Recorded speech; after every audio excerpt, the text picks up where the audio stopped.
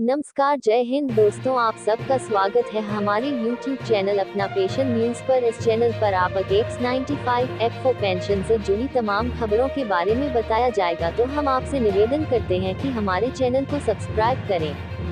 X95 pensioners को छोड़ उद्योगपति, सांसद, विधायक, मंत्री, नौकरशाह खुश, EPFO सरकार पर गुस्सा। पेंशनर्स का दर्द साझा करते हुए लिखा गया कि मोदी जी आशा है, उम्मीद है कि आप बुजुर्ग X95 पेंशनर्स को निराश नहीं करेंगे। सूचना Zee news Chhattisgarh. EPS 95 pension X95 pension में वृद्धि न होने से नाराज पेंशनर्स ने लोकसभा चुनाव पर फोकस कर दिया है। जीत और हार में खुद की भूमिका तय कर रहे हैं। राजनीतिक दलों के चुनावी घोषणा पत्रों की विश्वसनीयता और उम्मीदों की कसौटी पर खुलकर बयानबाजी हो रही है। पेंशनर्स राजेंद्र बिष्ट ने लिखा, चुनाव घोषणा पत्र किसी भी राजनीतिक दल के इरादों और वादों को रेखांकित करने वाले महत्वपूर्ण दस्तावेज होते हैं। वे पार्टी के दृष्टिकोण और कार्यक्रमों के लिए एक रोडमैप के रूप में कार्य करते हैं। लेकिन देश के सबसे बड़े और सर्वशक्तिशाली राजनीतिक दल बीजेपी का लोकसभा चुनाव 2024 हेतु बहुप्रतीक्षित घोषणा पत्र किन किन की उम्मीदों को पंख लगाएगा और किन किन के अरमानों में पानी फेरेगा, ये भविष्य के गर्भ में है। पेंशनर्स का कहना है कि बीजेपी नेता सत्ता के विगत 10 वर्षों के इतिहास के आईने में झांकने की कोशिश करेंगे तो पाएंगे कि निस्संदेह ये कालांतर के राजनीतिक इतिहास की सबसे शक्तिशाली और प्रचंड बहुमत की सरकार रही है। इसने जब जो चाहा वह निर्णय लेकर सत्ता को संचालित किया, चाहे वह धारा 370 हो या सुप्रीम कोर्ट की आपत्ति के बावजूद भी संसद में विधेयक लाकर विधायक, सांसदों, मंत्रियों और नौकरशाहों व उनके आश्रितों को मनवांछित पेंशन भत्ते और अन्य विलासितापूर्ण सुविधाएं उपलब्ध कराना हो।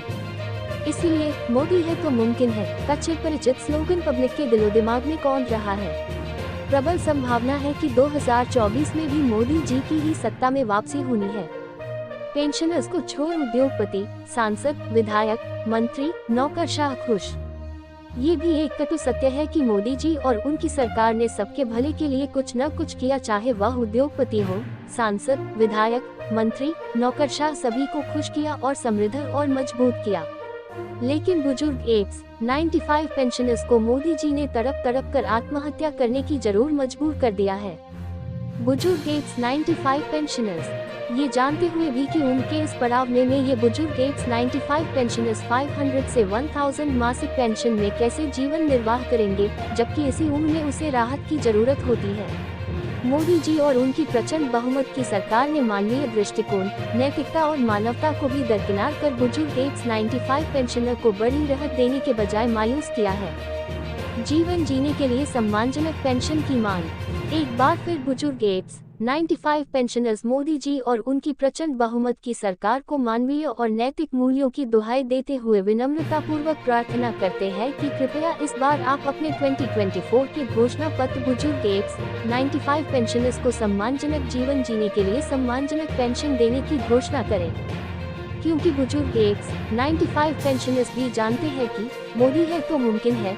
मोदी जी चाहेंगे तो आज ही बुजुर्ग X95 पेंशनर को सम्मानजनक पेंशन की घोषणा कर योजना को तत्काल कार्यान्वित कर सकते हैं।